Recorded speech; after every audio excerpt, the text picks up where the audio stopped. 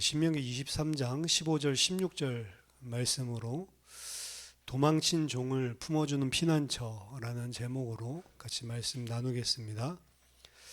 오늘 15절부터 시작해서 마지막 절까지 보면 여러 가지 5개의 규정이 나와 있는데요.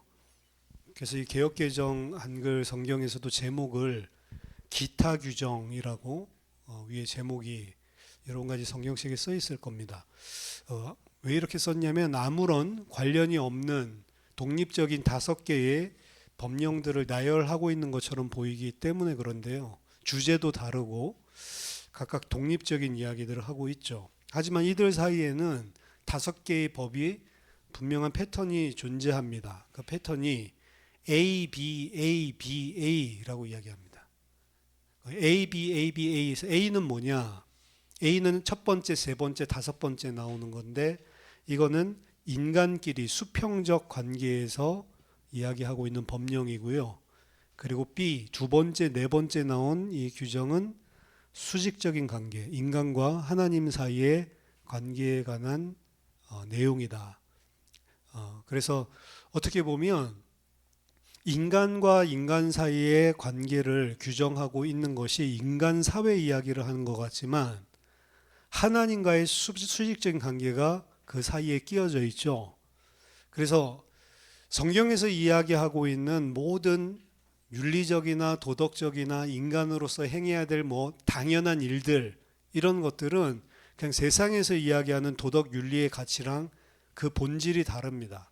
하나님을 인식하기 때문에 하나님의 백성이기 때문에 그 일을 행하는 것이지 만약 그것이 아니고 그냥 인간적인 마음에서 나오는 것이라면 세상과 다를 것이 없는 것이죠. 또 한 가지는 하나님과의 관계가 온전히 회복됐을 때만이 수평적인 관계에서도 우리가 인간관계를 샬롬 가운데 할 수 있음을 성경은 이야기하고 있습니다.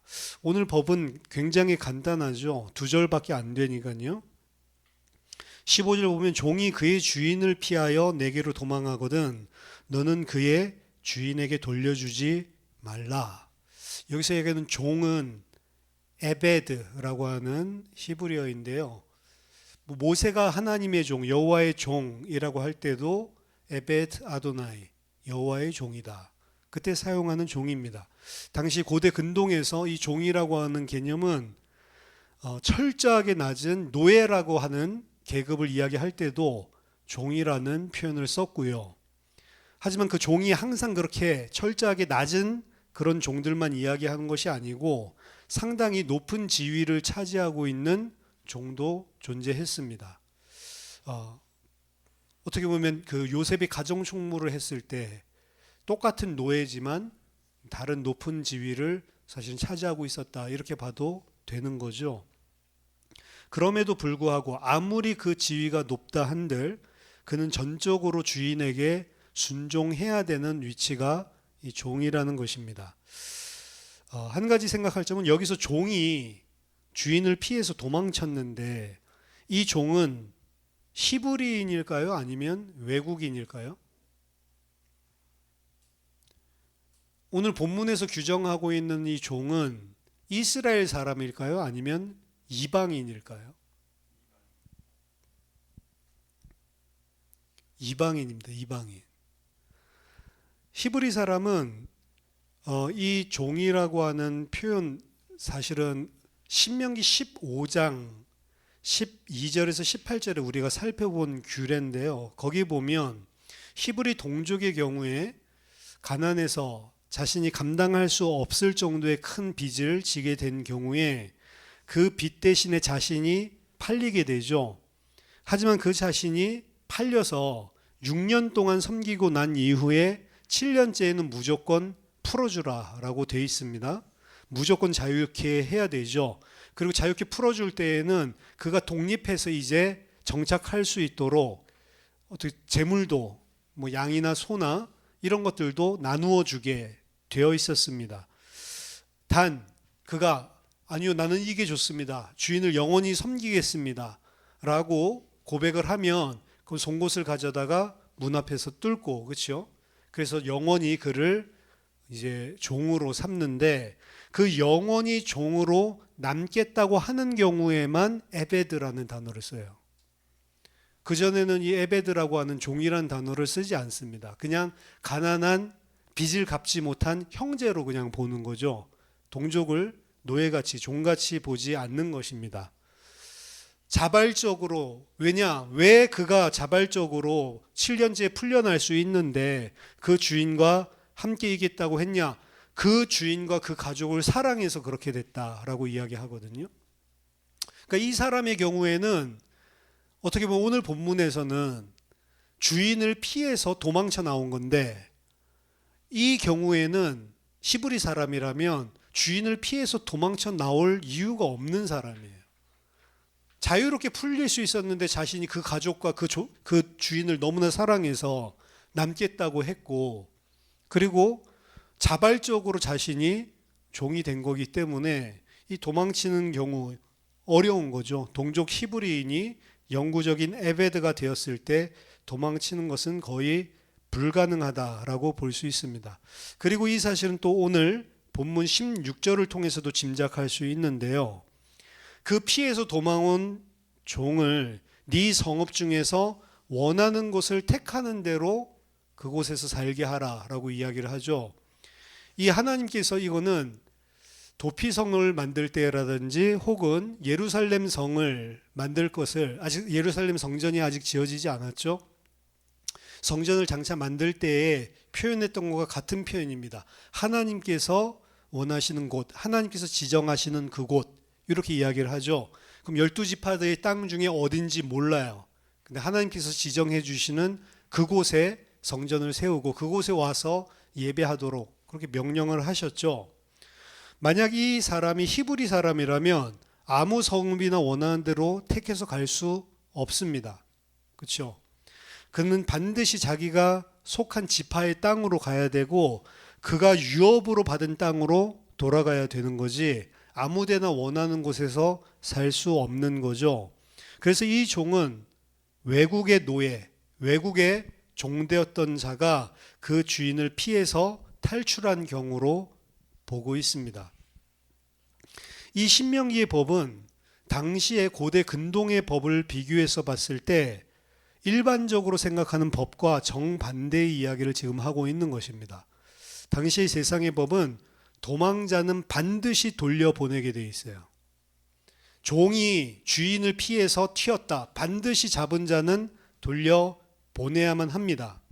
왜냐하면 성경이 쓰일 당시 고대 근동 이 지역에서는 노예라고 하면은 그냥 사람으로 쳐다보는 게 아니고 재물, 소유물 같이 봤기 때문에 개인적으로도 그렇고 국가적으로도 그렇고 개인적인 계약들 속에서도 국가적인 조약들 안에서도 이 노예에 관한 조항이 왜 재산에 관한 거니까 필수적으로 포함되어 있습니다. 예를 들면 우리가 잘 아는 함무라비 법전이죠. 바빌로니아의 기원전 18세기에 쓰던 함무라비 법전은 노예를 철저하게 주인의 재산으로 규정을 합니다. 그래서 신명기 말씀과 정면으로 배치되는 함무라비 법전 16조 같은 데 보면 만약 어떤 사람이 궁궐 노예나 자유민의 노예가 도망쳐서 자기 집에 들어왔을 때에 이를 관리의 공개적인 요구에 내놓지 않으면 그 집주인은 사형에 처한다. 그리고 그 감춰주면 그 사람도 사형에 처하는 거죠. 왜? 공동체 질서를 무너뜨리는 범죄로 생각하는 것입니다. 하지만 하나님은 그들을 보호하고 숨겨주라고 이야기를 하고 있는 거죠. 제17조에서는 현상금 조항까지 있습니다. 만약 어떤 사람이 들판에서 도망친 노예를 발견하여 주인에게 데려다 주면 노예 주인은 그 사람에게 은 2세겔을 지급해야 한다. 그러니까 노예 보면 당연히 자기가 득되니까 붙잡아서 돌려주겠죠. 세상은 도망친 노예를 붙잡아서 돈을 받는 대상, 상품으로 여기고 있음을 알 수가 있죠. 하나님은 그를 긍휼히 여겨야 한다라고 오늘 이야기를 합니다. 종이 아니고 노예가 아니고 하나의 인격체, 하나님의 형상, 사람으로 보시는 거죠. 그리고 제18조에서는 강제 송환 규정이 있습니다. 노예가 주인의 이름을 대지 못할 경우 궁궐로 끌고 가 조사하여 반드시 주인에게 돌려보내야 한다. 아예 궁궐로 끌고 가서 진상 규명을 해서 반드시 찾아주는. 또한 이것은 개인적인 이런 규정들도 있지만 국가 간의 범인 인도 조약 같은 게 있어요. 오늘날에도 그런 거 있죠. 오늘날에는 어떻게 보면 우리나라에서 범죄한 사람, 이 사람이 외국으로 튀면 그 사람을 이 조약이 맺어진 경우에 반드시 돌려줘야 되죠. 그래서 그런 조약이 맺어진 나라로 도망가지 않고 그런 조약이 없는 곳으로 숨어서 도망가는데, 옛날에도 이런 법이 있었습니다. 이집트의 람세스 2세와 히타이트 사이에 맺은 평화조약인데요. 이거를 은빛조약이라고 불렀습니다.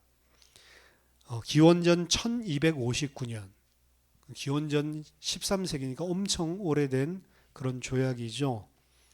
그래서 실버 트리티, 은빛 조약이라고 이야기하는데, 여기에 보면 만약 어떤 사람이 상대 국가로 도망쳐 오면 그를 잡아 본국으로 압송해야 된다. 만약 그가 돌아가고 싶어 하지 않는다면 그를 처벌하여 송환해야 한다. 무조건 송환이에요. 안 가기 싫어? 그럼 그 나라에서 처벌해가지고 또 송환해. 무조건 돌아가게 돼 있죠. 당대 최강대국들조차도 도망자를 돌려보내는 것은 외교적인 신의를 저버리는 것이다. 신의를 지키는 것이다. 만약에 안 돌려보낸다, 그럼 국가 간의 신의를 저버리는 행위다. 이렇게 생각을 하는 거죠. 그래서 어떻게 보면 이 신명기 이 법은 다른 나라가 만약 이 법을 봤다라고 하면 이 민족이 이거 웃기는 놈들이네 이렇게 생각할 법이에요. 사실은 세상의 법과 완전히 배치되는 법입니다. 하지만 하나님은 이스라엘에게 국제적인 관례를 깨서라도 하나님께서 주신 이 은혜의 원칙을 지키라라고 명령하고 있는 겁니다. 세상의 질서보다 하나님의 긍휼이 우선임을 보여주는 대목이죠.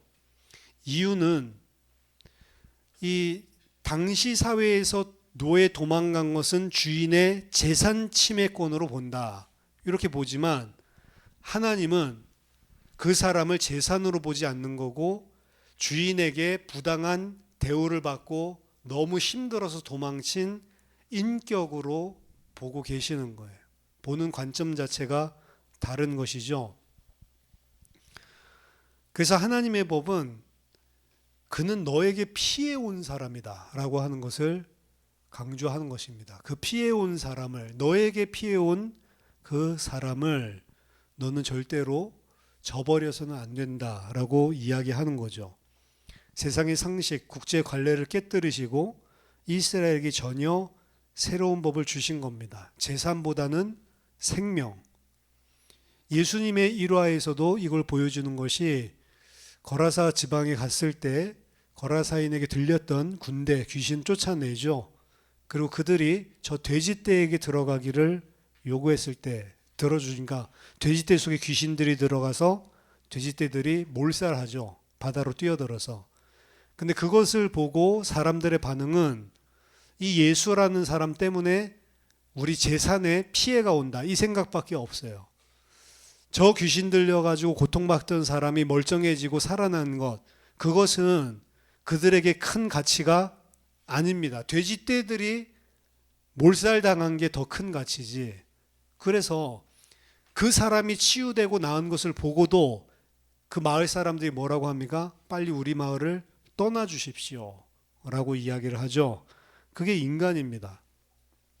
예수님이 보시는 그 사람, 하나님 보시는 그 사람, 그 관점이 아니라 물질, 돈, 경제로 사람을 쳐다보고 있는 거죠. 그래서 하나님은 그는 주인의 재산이 아니라 고통을 피해 도망쳐온 인격체로 보고 계시는 것이고, 이스라엘의 정체성을 또한 상기시키는 것이기도 합니다. 이스라엘 자체가 과거 이집트에서 거대 제국에서 고통당하다가 신음하다가 탈출했었던 도망친 노예들의 공동체잖아요. 자신들이 그때 그 어려움 겪고 하나님께서 은혜로 그들을 어떻게 보면 자유케 해주셨는데, 그렇게 해서 지금 어떻게 보면 국가를 이루고 하나님이 약속하신 땅으로 들어가서 어떻게 보면 노예의 그 비참한 상태에서 하나님 백성의 그 풍성함을 누리고 있는데, 똑같은 자신의 어려움을 당한 그 사람을 쳐다볼 때 어떻게 봐야 되냐, 마땅한 것을 사실은 이야기하고 있는 겁니다. 그들이 과거에 입었던 은혜를 잊지 말고 자신들과 같은 처지에 놓인 자들을 긍휼히 여기는 것이 당연하다라고 하는 것이죠. 그리고 자유로운 이 거주권을 주는데 그냥 단순하게 숨겨주기만 하는 게 아니죠. 오늘 본문에서는 그가 네 성읍 중에 원하는 곳을 택하는 대로 너와 함께 네 가운데서 거주하게 하고 그를 압제하지 말라. 오늘날 대한민국에도 보면 뭐 다른 나라 이야기할 필요 없이 다른 나라에서 노동자들이나 가난한 사람들이 한국이 그래도 좀 발전했으니까 돈 벌기 위해서 오면 그 사람은 무슨 이때에 노예가 피해서 도망자도 아니잖아요. 그냥 일하러 온 근로자인데 어떻게 하죠? 압제하는 경우가 빈번합니다. 그러니까 이 옛날에 이런 일들이 있었어요. 심지어는 좀 우스운 이야기도 한데, 외국인 노동자들로 어떻게 보면 위장해가지고 우리 한국에 취업을 시킨 거죠. 간첩 역할을 하고 어떻게 스파이 짓을 하게 하려고. 그러니까 이제 북한에서 북한 사람 말고 이제 아랍 사람들, 뭐 모슬렘 사람들, 이런 사람들을 훈련시켜 가지고 이제 해외 노동자처럼 들어오게 해서 그들을 정보원으로 삼으려고 6명인가를 훈련시켜서 파송했는데, 이 사람들 와서 한국에서 일하는데 너무 개취급을 당하는 거예요. 월급도 안 주고 사장이 월급 달라고 하면 막 두들겨 패고, 그러니까 하도 두들겨 맞고 힘드니까 간첩이고 뭐고 이 주인 때문에 못 살겠다 하고 해외로 나가는 케이스가 있다. 우스갯소리인지는 몰라도. 그러니까 지금은 그래도 조금, 지금도 제가 봤을 때는 뭐 이 악한 습관들이 많이 남아있을 거라고 봅니다. 외국에서 온 사람들, 그것도 가난하고 연약한데 우리나라로 피해온 사람들을 일반적으로 그 사람들 불쌍하다 이렇게 해서 섬겨주고 이러지 않아요, 사람들이. 오히려 그 사람들을 사기쳐 먹는 사람도 많고, 그 사람들을 부려먹기 위해서 이런 케이스들이 상당히 많습니다. 그게 인간의 악함인데, 여기에서는 그들이 원하는 대로 거주하도록 너희들이 하고 너희 가운데 살게 하고 그들을 압제해서는 안 된다라고 이야기해 주는 거죠. 왜냐? 그는 너무 힘들어서 너에게 피해온 사람인데 너가 그를 압제하고 너가 그를 다시 돌려보내서 처벌받게 하면 어떻게 하냐라고 하는 거죠. 신약 성경에서 꼭 이대로 이 같은 케이스가 생긴 게 있습니다. 그 빌레몬서죠. 오네시모. 이 오네시모는 빌레몬이라고 하는, 빌레몬은 당시에 그리스도인으로 골로새 지역에 어떻게 보면 자기 집에 교회를 하고 있는 사람이에요. 빌레몬이라고 하는 사람은 부자입니다. 이 사람 집에 있었던 노예가 종이 오네시모인데, 이 사람이 빌레몬 돈을 좀 훔쳐가지고 어느 날 도망가죠. 그럼 이 사람은 유대인이었을까요? 이방인이었을까요? 오네시모? 이방인입니다. 오늘 성경에는 똑같은데, 오네시모라고 하는 이름 자체가 헬라식 이름이에요. 헬라식 이름이고, 오네시모라고 하는 것은 유용한 자, useful, 유용한 자라고 하는 뜻입니다. 그러니까 바울이 쓰죠. 전에는 그가 너에게 무익한 자였지만 이제는 유용한 자다라고 편지를 쓰고 있죠. 전에는 무익한 자였어요. 무용한 자였습니다. 오히려 빌레몬의 재산을 가지고 튀었죠. 근데 튀었는데 바울이 감옥에 갇힌 그 동네에서 잡혔죠. 그래가지고 빌레몬의 그 도적 행위로 잡혔다기보다는 또 다른 짓을 했을 가능성이 높은데 이래가지고 들어와서 감옥에서 만나게 된 거죠.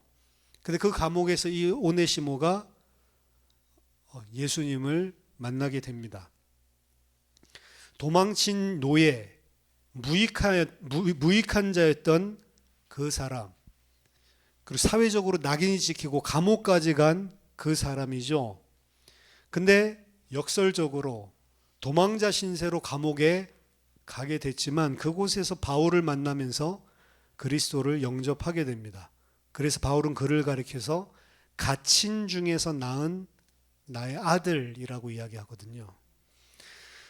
이름 그대로 진짜 이제 유익한 자로, 그래서 바울이 나의 신복이다라고 이야기를 하면서 이 사람이 지금 나의 사역을 도와서 나와 함께 일을 해야 되겠는데 내가 그냥 빌레몬 너 모르게 하고 싶지가 않다. 내가 다시 일을 너에게 돌려보낸다. 돌려보내니까 빌레몬 그를 형제로 받아주고 그리고 그를 너가 나에게 직접 보내줘라. 그러니까 빌레몬의 종이었는데 도망쳤잖아요. 근데 여기 와서 예수 만나고 이제 바울과 함께 동역하고 바울을 섬기는 일을 하는데 나의 신복이다 할 정도로 유용한 자가 됐단 말이에요. 근데 빌레몬 모르게 그냥 이렇게 있고 싶지 않다. 내가 너에게 다시 돌려보내니까 형제로 받아주고 나를 대하는 것 같이 해주고 그리고 그를 나에게 직접 파송해달라고 돌려보내는 이게 이제 빌레몬서입니다. 그 빌레몬이 어떻게 보면 그 거절하지 못할 만큼 진짜 간곡하게 쓰거든요. 너는 내가 말한 것보다도 그에게 더 할 줄을 내가 안다. 그렇게 했는데 또 막 때릴 수는 없잖아. 그렇죠? 근데 빌레몬에게 만약 훔쳐나온 게 있잖아요. 너에게 손해되는 것 있냐? 그리고 노예 값도 있겠죠? 그거 있으면 내 앞에 달아둬라. 내가 나가서 가는 때 내가 다 갚아주겠다라고까지 이야기를 합니다. 이게 이제 빌레몬서인데 빌레몬서도 사실은 오늘 본문과 똑같은 오늘 본문보다도 더한 것입니다. 종에서 형제로 변화되는 거죠. 종에서 언약의 백성들 사이에 함께 거주하는 한 형제로 한 하나님의 백성으로 사실은 변화되는 과정이고 그를 압제하지 말라라고 하는 이 표현은 그것을 넘어서 이제 그리스도 안에서 형제로 그리고 유익한 자로 완성되었음을 보여주고 있습니다. 거기에다가 손해본 것은 경제적 손해본 건 내가 다 갚겠다라고 하는 것은 죄인을 위해서 스스로 대가를 치르신 그리스도의 구속 사역을 몸소 행하고 있는 이 바울을 보여주는 거죠. 바울의 이 모습이 바로 하나님께서 이 신명기에서 명령한 것을 그대로 순종하는 하나님 백성의 삶이다라고 볼 수 있는 겁니다. 자, 결론적으로 오늘 말씀 속에서 우리가 좀 붙잡을 것 세 가지만 말씀드리고 마치도록 하겠습니다. 첫 번째는 하나님의 나라는 세상의 논리를 거스르는 피난처다. 즉 하나님의 나라의 원리와 세상의 나라의 원리는 다르다라고 하는 건데 오늘 이 사건을 보면 세상 나라는 돈, 물질, 소유, 재산 이거의 개념으로 사람을 쳐다보고 있죠. 하지만 하나님 나라의 백성, 하나님 나라에 속한 사람들은 세상과 다른 방식으로 봐야 된다. 다른 가치를 가지고 움직여야 된다라고 이야기하는 거죠. 이게 에베소서 2장에서 이야기하고 있는 것입니다. 그때 너희가 그 가운데서 행하여 너희도 너희 마음과 너희 육체의 원하는 것을 하여 본질상 진노의 자녀였더니 언제요? 세상 풍속을 따르고 있었을 때. 그 세상 풍속이 세상 문화 이야기하는 게 아니고 세상이 살아가는 방식이라고 이야기를 했죠. 그게 죄와 허물로 죽었을 때 우리의 살아가는 방식입니다. 모든 살아가는 가치와 기준이 세상의 가치와 기준이랑 똑같아요. 근데 오늘 정반대되는 가치 기준을 하나님이 주신 겁니다. 세상 사람들이 생각하는 가치 기준으로 쳐다보고 세상 사람들이 생각하는 가치 기준으로 따라가니까 기독교인이라는 무늬만 있는데 세상에서는 똑같은 거예요. 다른 거는 예수 믿어서 천국 간다 이거 외에는 세상 사람들이랑 똑같죠. 근데 세상 사람들 입장에서 너 죽어봤냐? 천국 가봤어?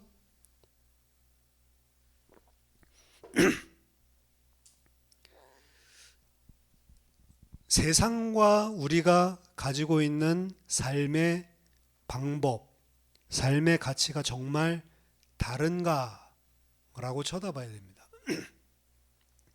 근데 우리 세상 사람들이 생각하는 그 가치랑 똑같아요. 그래서 저희 부모님 같은 경우도 뭐 독실한 크리스찬이면 독실한 크리스찬이지만 그런데도 이 가치는 그게 맞는지 틀리는지도 모르고 사실은 우리가 생각하고 하는 말씀으로 변화되지 않으면 그냥 세상이랑 똑같거든요. 우리 큰형이 공부를 못해도 진짜로 못했거든요. 그러니까 이제 부모님은 부끄러운 거죠.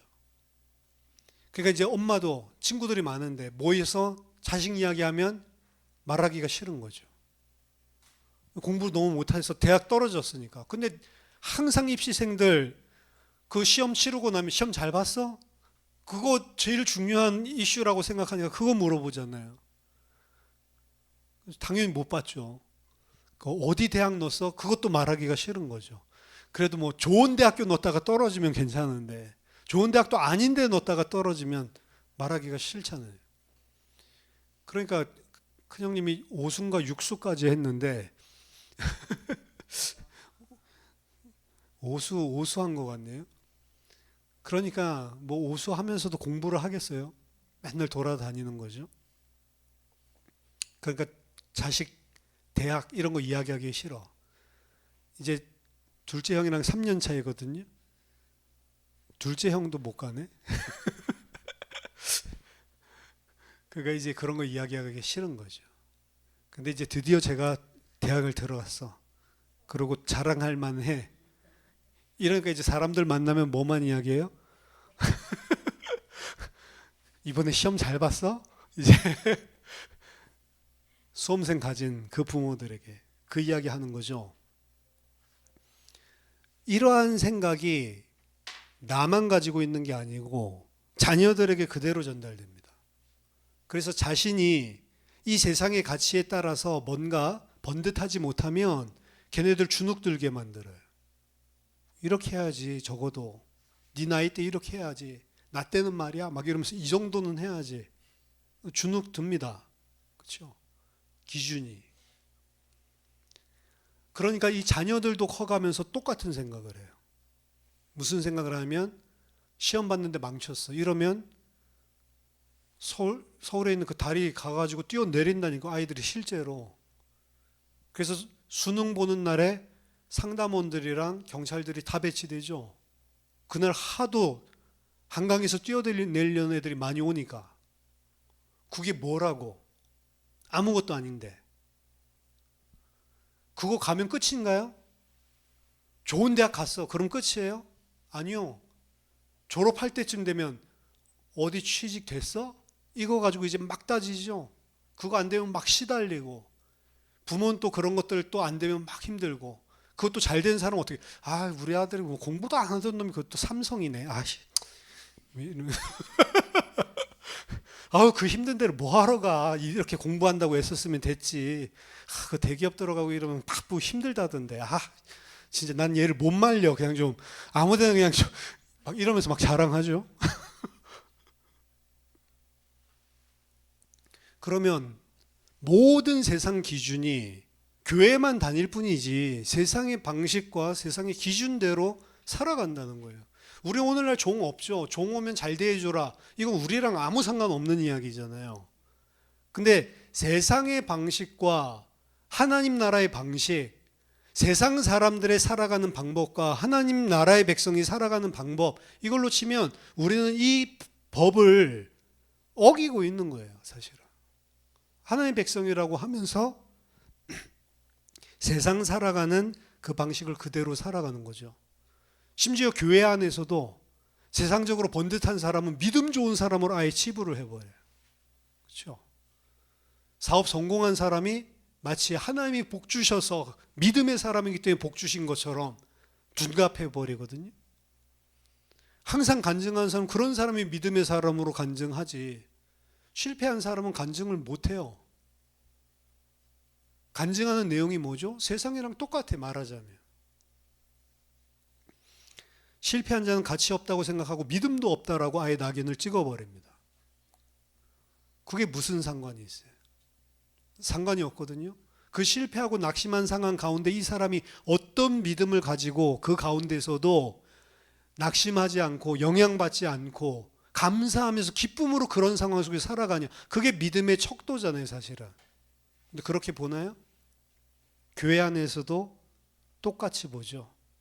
근데 하나님은 교회 공동체, 이스라엘 언약 백성 공동체는 세상과는 다른 가치를 가진 피난처가 되어야 된다라고 이야기하는 것입니다.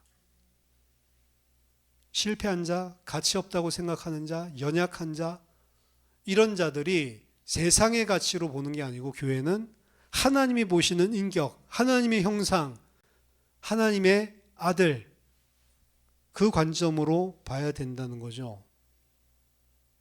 그래서 첫 번째는 나는 세상의 방식으로 모든 것을 보고 있냐, 아니면 진짜 하나님이 하나님의 백성에게 보라고 하신 그 가치와 기준을 가지고 보고 있는가. 두 번째입니다. 우리가 바로 환대받은 구원받은 도망자임을 늘 깨달아야 된다. 기억해야 된답니다. 이스라엘 백성, 너희들이 이걸 겪은 거 아니냐. 근데 너희들 그걸 잊어버리고 그 노예로 살다가 힘들어서 탈출한 자를 어떻게 보면 그 사람을 가엾게 여기지 않고 긍휼히 여기지 않고 세상처럼 보면 어떻게 하냐. 너희가 그런 자였다라고 하는 거죠. 우리 역시 죄의 종로로 타던 자리에서 그리스도라는 피난처로 피해서 구원받은 존재들입니다. 따라서 우리가 이웃을 대하는 태도는 내가 먼저 받은 은혜의 크기에 비례해서 이웃을 대해야 되는 거예요. 1만 달란트 빚진 자를 탕감해 준 거잖아요. 그럼 우리가 이웃을 볼 때에도 1만 달란트 빚진 나를 탕감해 준 그 눈을 가지고 이웃을 봐야 되는데, 나한테 100데나리온 빚진 자를 감옥에 쳐넣는 자가 되면 이거 하나님의 은혜로 받은 자가 아니라는 거죠. 그렇죠? 그래서 이해하고 포용하고 그런 마음으로 도와줘야 됩니다. 안타깝지만 안타까운 마음 가지고 되는 게 아니고 이해하고 포용하고 긍휼히 여겨야 돼요. 나는 어땠는지를 기억을 해야 됩니다. 세 번째, 복음이라고 하는 것은 종의 멍에를 끊어버리고 형제로, 유익한 자로 세워주는 것이 복음입니다. 신약의 오네시모 사건에서 보여주듯이 하나님의 법은 단순한 보호를 넘어서요, 관계를 회복하고 관계의 회복을 넘어서 유익한 자로 세우는 것이 복음의 힘이고 생명의 능력이다. 그래서 아무런 가치가 없는 줄 알았던 자들이 복음으로 힘을 얻으면 회복되고 유용한 자, 유익한 자로 변화되는 게 사실은 하나님의 능력이다라고 하는 거죠. 이걸 누가 믿어야 되냐? 먼저 믿는 사람이 믿어야 돼요. 근데 믿는 사람도 이거를 안 믿습니다. 우리들이 사람들을 쳐다볼 때 세상이 보는 눈으로 보는 게 아닌 것이죠. 그리스도 안에서는 더 이상 주인과 종, 강자와 약자라는 세상적인 계급관계에 얽매이지 않습니다. 빌레몬이 사실은 이 사실을 깨달았겠는가? 저는 깨달았을 거라고 생각을 합니다. 바울이 그 정도로 확신할 만한 복음을 가진 사람이었다면 충분히 이해를 했을 것이다. 그리고 바울이 말한 것보다 더 했을 것이다. 더 했을 거라는 거는 굳이 부자거든요. 무슨 빚진 거 이거 나 그때 준다고 했죠? 안 받았을 것 같아요. 제 생각에는. 그때 오네시모 이거 값 쳐준다면서요. 막 이거 왔을 때 왜 입금 안 됐어요? 막 이거 안 물어봤을 것 같아요. 그렇죠? 왜냐? 진짜로 그리스도 안에서 이 사람이 그 도망간 사건 때문에 바울과 함께 감옥에 들어가서 구원받게 했다면 뭐가 보이죠? 하나님의 손길이 보이잖아요. 그냥 도망친 게 아니고 하나님이 인도하셨구나. 왜? 생명 주고 그를 한 형제로 삼고 하나님의 일에 유익한 자로 쓰시기 위해서 하나님께서 그 일련의 과정을 거치셨구나. 그러한 사실을 복음 가진 자라면 반드시 보기 때문에 사랑해야 된다, 품어줘야 된다라고 하는 게 아니고 하나님이 하고 계신 일들을 인정하기 때문에 사실은 그들을 형제의 자리로 품을 수가 있는 거죠. 관계가 회복되고 그리고 함께 하나님의 나라를 이루어가는 그런 동역자로 세워지는 것입니다. 정리합니다. 하나님은 우리에게 세상 방식으로 살지 말라라고 이야기하고 있습니다. 자기의 능력대로, 자기 소유대로, 자기 자격대로 평가하지 말라. 그건 세상 방식이다라고 이야기합니다. 하나님은 연약한 자들 돌려보내지 말고 네 곁에서 하나님과 함께 살게 하고 참된 자유를 누리게 하고 그들로 하여금 회복되고 세워지도록 복음의 사람이 되라라고 말씀하고 계시는 것입니다. 나는 과연 복음의 사람인가? 오늘 말씀 통해서 우리 자신의 정체성을 다시 기억하시고 이 세상 속에 하나님의 그 은혜를 받은 자로 세상과 구별된 자로 살아가는 믿음의 사람 다 되시기를 예수 그리스도 이름으로 축원합니다. 같이 기도하겠습니다. 살아계신 하나님 아버지